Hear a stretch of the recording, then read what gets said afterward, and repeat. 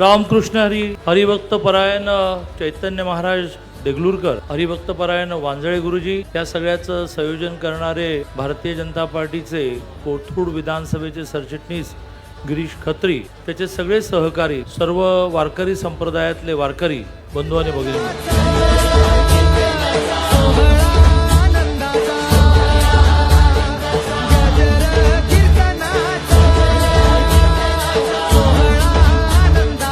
महाराष्ट्राचे उच्च तंत्र शिक्षण व वस्त्रोद्योग तथा संसदीय कार्यमंत्री आदरणीय नामदार चंद्रकांतजीदादा पाटील यांच्या सत्यसंकल्पातून हा चैतन्यदायी सोहळा या ठिकाणी संपन्न झाला।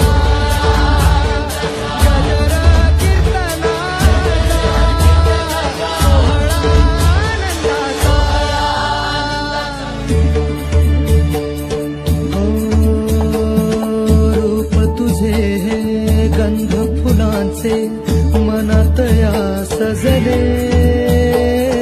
वारकरी संप्रदायाच्या चरणावरती कायम माझं मस्तक राहो हीच मनाची भावना आहे।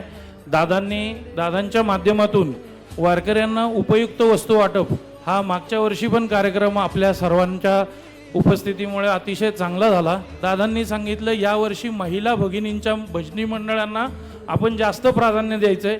दादा आपण 60 भजनी मंडळांना प्रत्येकी 11 टाळ असे आपण देतोय। साबळी काया